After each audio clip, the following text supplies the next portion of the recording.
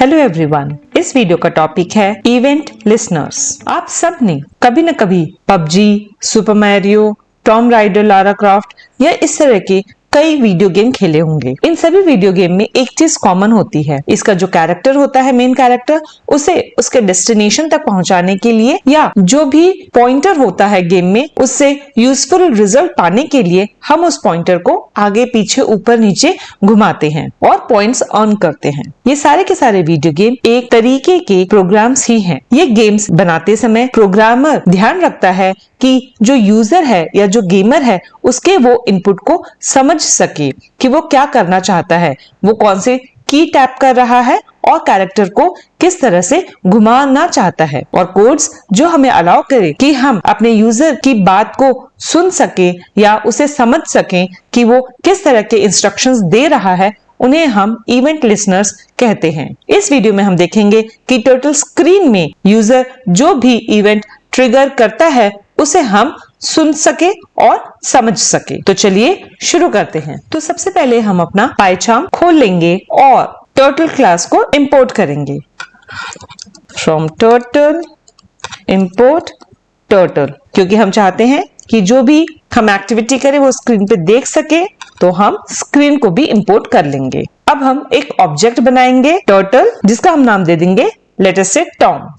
तो Tom is equals to turtle. तो turtle class को इस्तेमाल करते हुए हमने एक ऑब्जेक्ट टॉम बना दिया है। अब हम टर्टल ग्राफिक्स का जो डॉक्यूमेंट है उसे रेफर करेंगे और देख लेंगे कि टर्टल के मोशंस किस तरीके के हैं।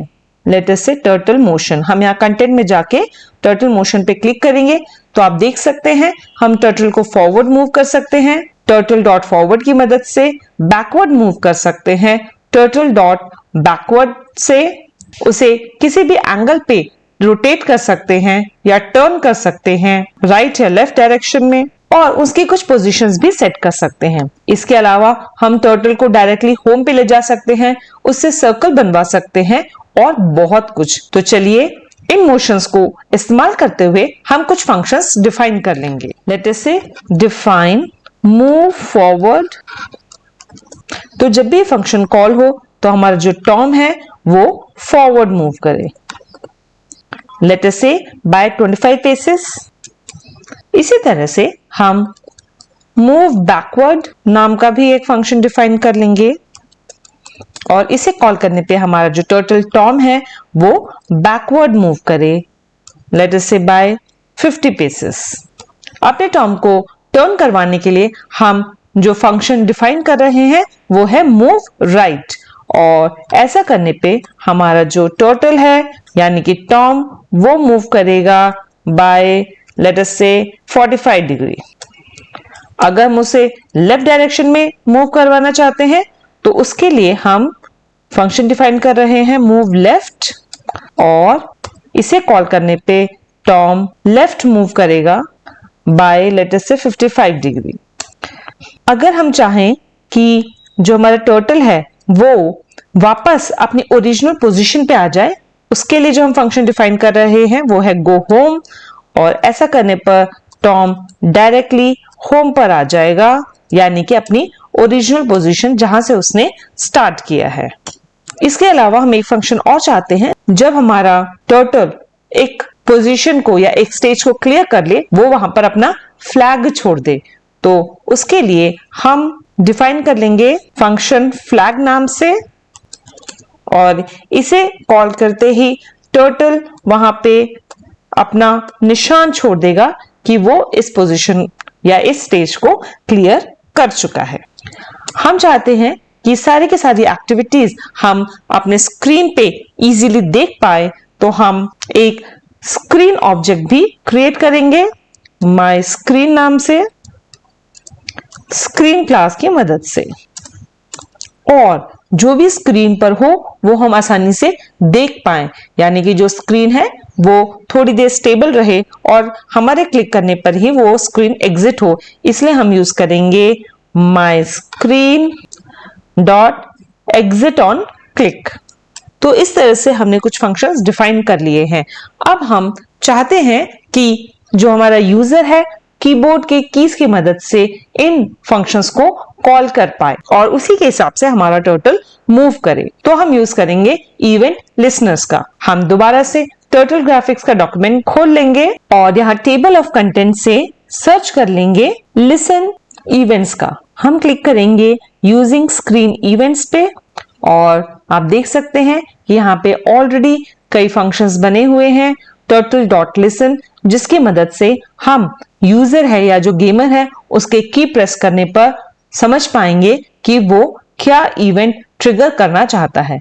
तो हम यूज करेंगे अपना turtle.listen। इसे एक्टिवेट करते ही हमारे टर्टल ऑन की प्रेस के जो मेथड हैं वो एक्टिवेट हो जाएंगे। ऑन की प्रेस का इस्तेमाल करते हुए हम अपने इंटरप्रेटर को बता देंगे कि किस की का क्या मतलब है। तो चलिए अपने प्रोग्राम में इनको इंटीग्रेट कर लेते हैं। हम टाइप करेंगे my screen dot listen, क्योंकि हम चाहते हैं कि अब ये इवेंट्स को सुने और उसके अकॉर्डिंग ही एक्ट करे। फिर हम टाइप करेंगे my screen dot on की, यानी कि वो की को सुने कि कौन सा की प्रेस हो रही है। तो सबसे पहले हम बताएंगे की और हम की का नाम दे देंगे कि कौन सी की का क्या मतलब है। लेट अस से एल की को प्रेस करने पर हमारा कौन सा फंक्शन ट्रिगर होना चाहिए। हमारा जो फंक्शन ट्रिगर हो वो है फॉरवर्ड, मूव फॉरवर्ड। तो मैं मूव फॉरवर्ड को सिलेक्ट कर लूंगी। यहाँ पर ये जो फंक्शन है ये है हायर ऑर्डर फंक्शन का एग्जाम्पल।